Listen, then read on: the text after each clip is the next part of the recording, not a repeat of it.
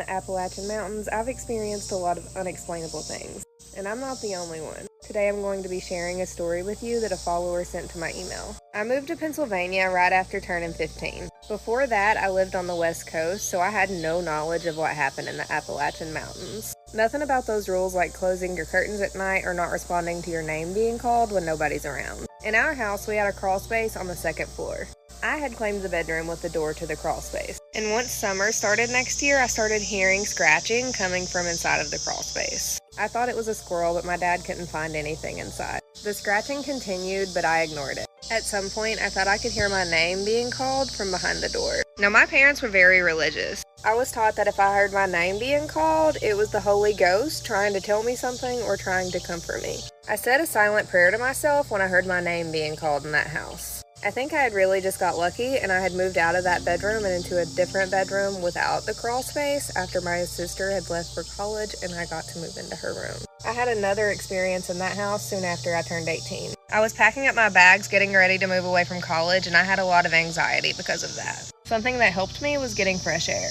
It was already nighttime, but I stepped out on the back porch to get some fresh air. The moon was really bright that night, and I could see most of the yard very well. It was a large yard, roughly 6 acres, with a creek and a wooded area to one side, a hill and a wooded area on the opposite side of the creek, and behind a small pond in the back of the yard was the road. I knew this area had animals that were out and about, especially late at night, so I took a look around to see if I could spot a fox or a deer. At the road, I could see what looked like 2 glowing eyes attached to some figure. It looked like a deer, but it was staring at me, and the porch light was on, so it was very clearly lit. I thought it was kind of cool until it started getting closer. The yard was massive, and there was a rough 3 to 4 acres of land between the road and the house. This thing was moving fast and moving very intently. It got over the guardrail and was making a straight line towards me.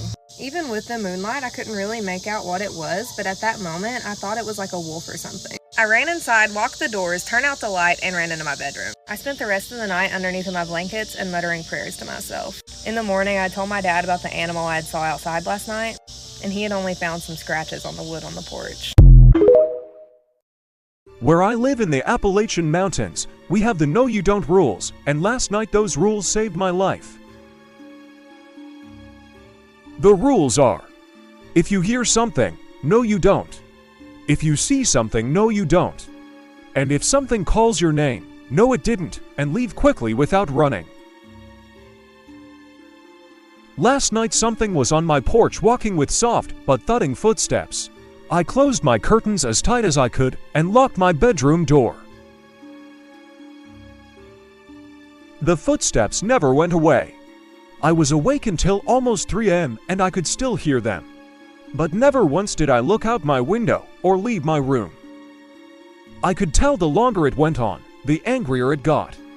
It would move faster and more frequently, and I heard a distorted growl that sounded like a drill stripping a screw. I could have shrugged it off as a wild animal, but I knew better. And what happens next told me it was not just some animal. I was on a phone call with my friend to make it think I wasn't alone.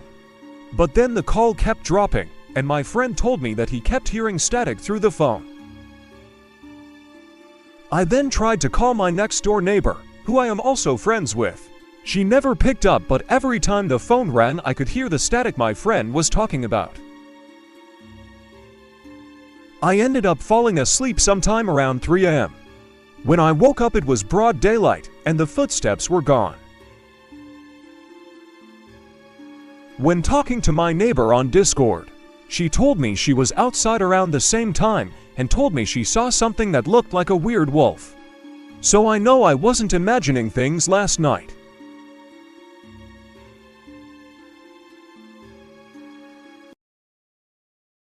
The dogs are ready for bed.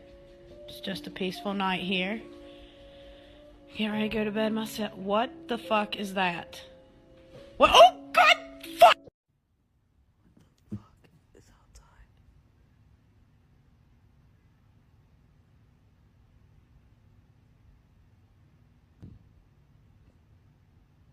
What the fuck?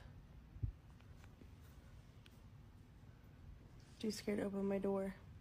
Come here. In here. Come here.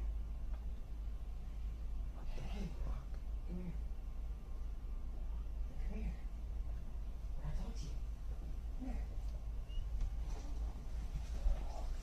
The reason I had to move out of my flat.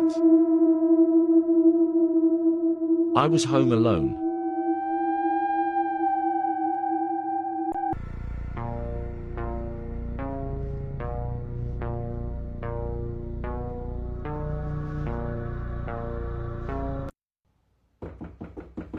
Gabe? Gabe? It's your mom. You should come out. You've been in there for so long. Gabe? Come out.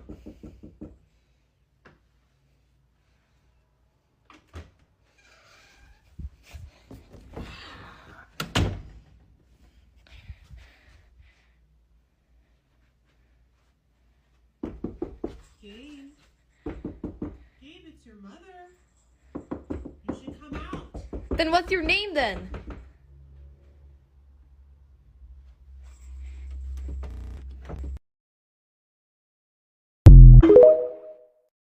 I've really had to just accept the fact that I live on the Appalachian Trail, and that's why weird shit happens outside my house all the time.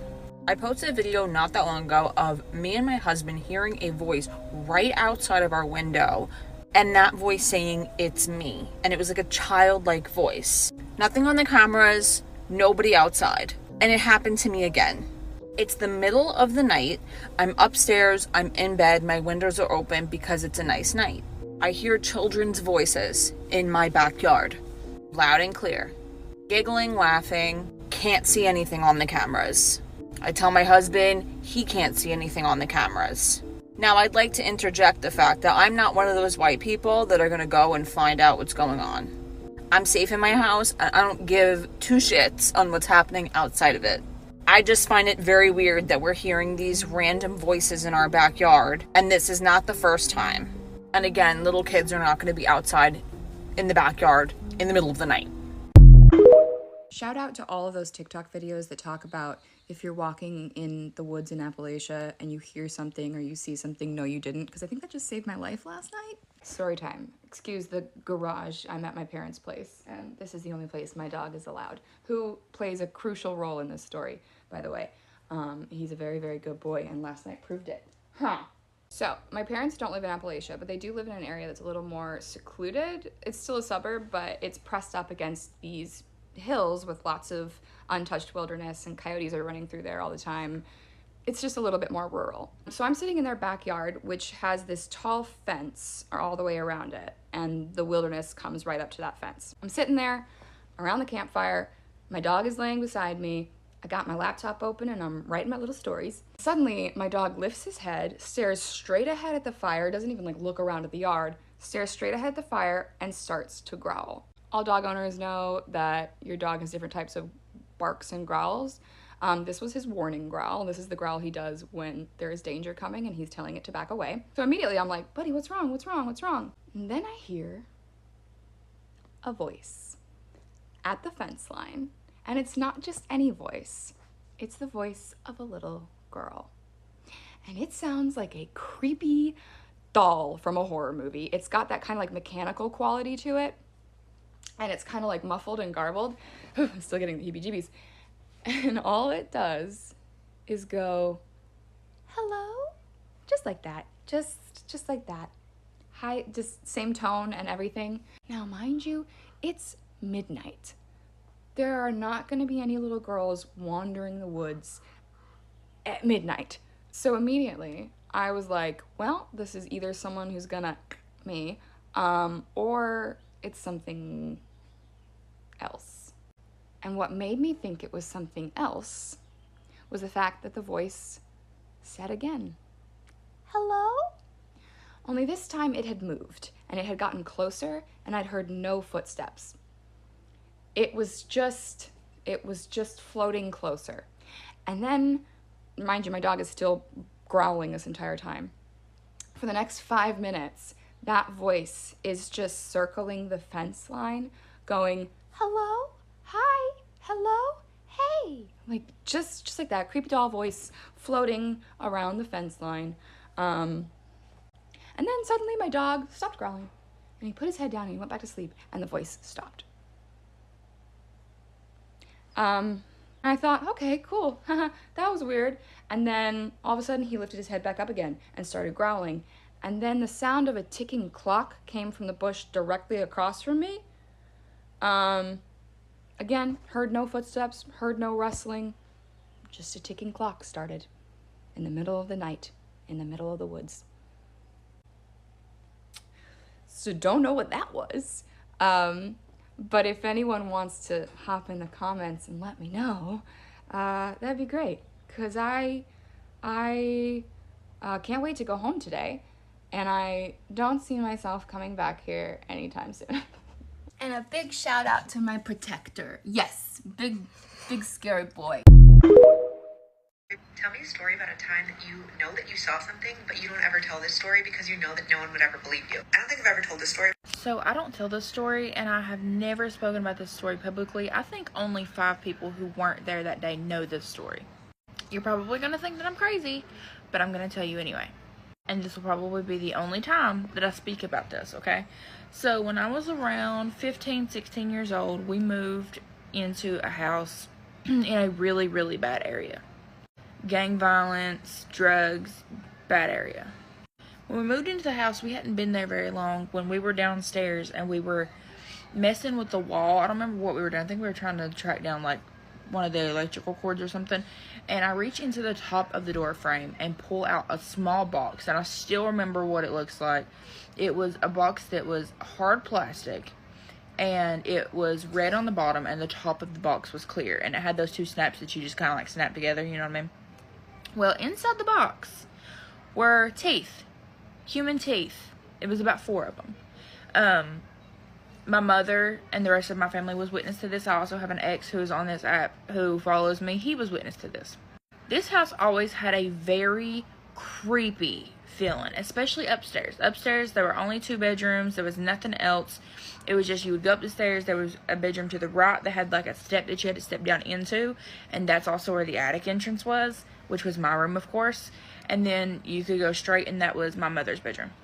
And at this point, we lived with my aunt and her kids.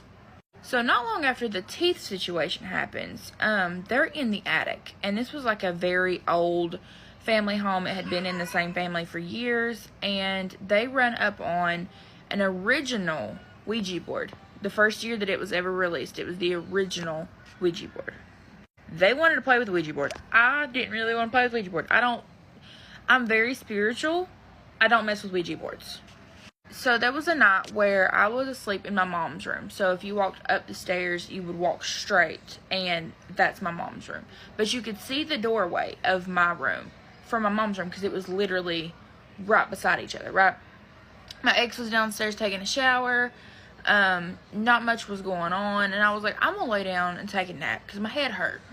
There was a whole bunch of people downstairs. I mean, probably at least 6, 7 people, not including my ex. So I could hear them downstairs. They were talking. They were shooting the shit. They had their little conversation going. And I hear someone walk into the room. But at this point, I'm laid back with like the pillow over my face. And I say my ex's name, and I'm like, hey, what are you doing? He doesn't respond. So I'm like, okay, well, he's probably got his headphones in, because he used to walk around all the time with headphones in. Don't think anything of it. And then I go into this state of sleep where it's like you're kind of asleep, but you can hear everything that's still going on around you. So again, I hear like a cracking. Kind of sounds like the floor cracking.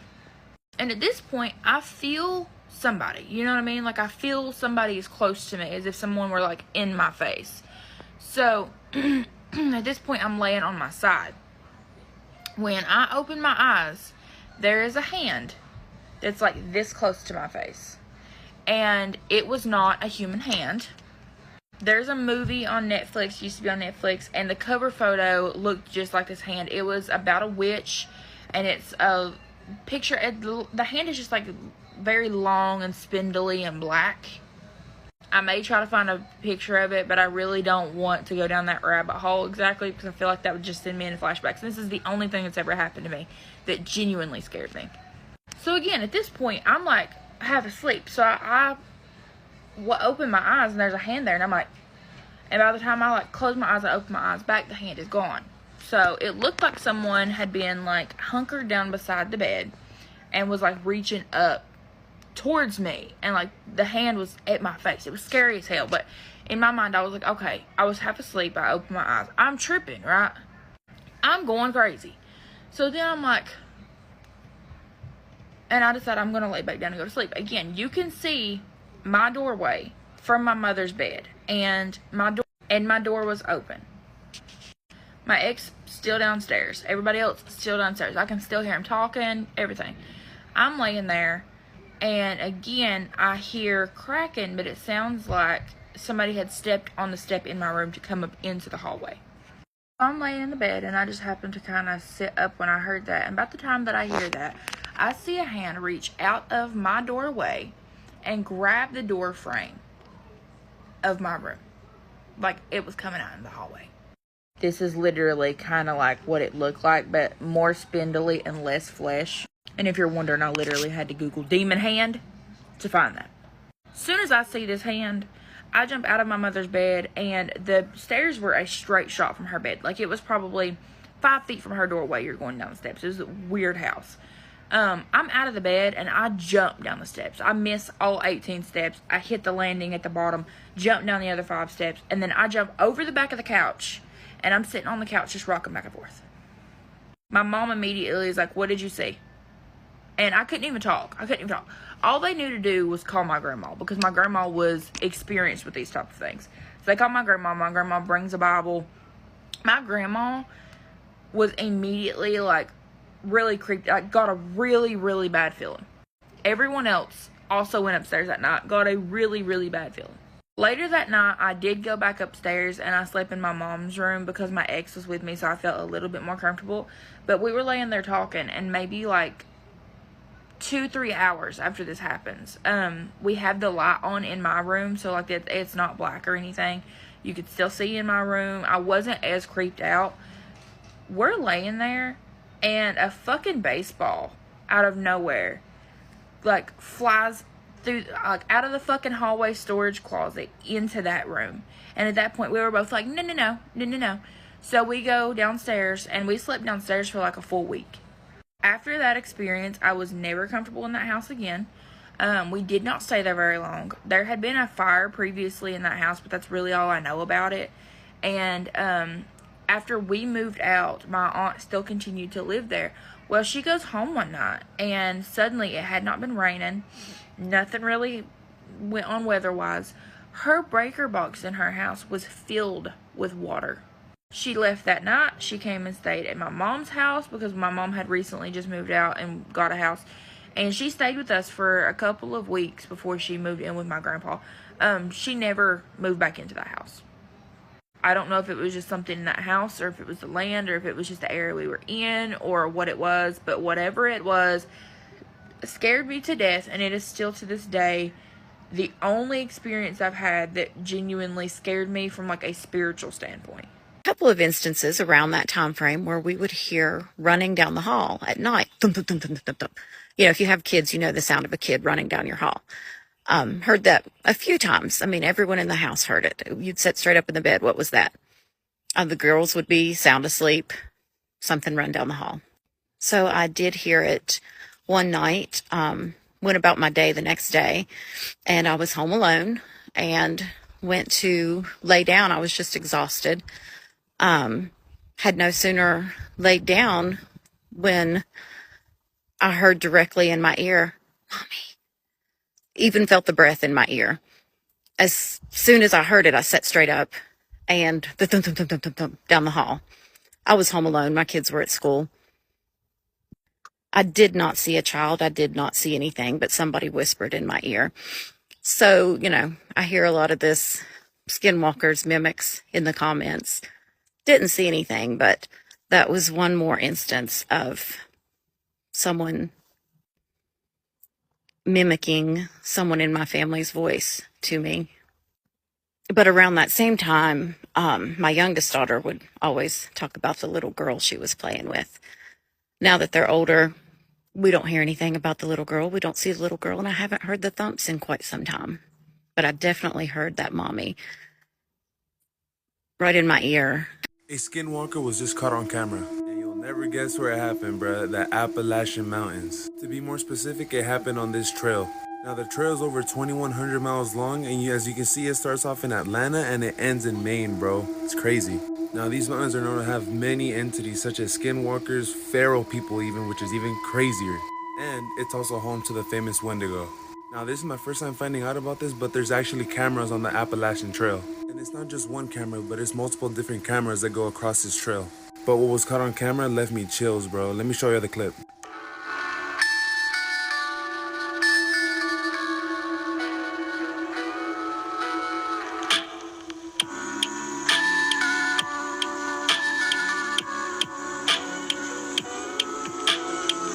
Did y'all see the way it was walking? I even got a close-up for y'all right here, bro. Look at that. Look at the way it's bent over. Pause. But nah, the way it was walking, it's definitely a skinwalker or even a Wendigo, bro. Crazy. Hey bestie, another person who grew up in rural Appalachia here. And I don't know if you're outside the Cherokee or the Pisgah or what national forest you're outside of, but I grew up outside the Great Smoky Mountains National Park. Let me show you. Okay, that red dot right there is Spence Field where Dennis Martin went missing. There's Cades Cove, and I grew up right here in Townsend. Right about there. And I don't consider myself a content creator, but I did go to lots of old-timers days, and they all talk about it. My father was a park ranger during the Dennis Martin search, and my grandfather was the mayor of Townsend. And they all said that there was something going on that they weren't telling us. And all the old-timers said there's people out in the woods that'll get you, is what they would say. They'll go out in the woods, they'll get you. So, sorry, bestie.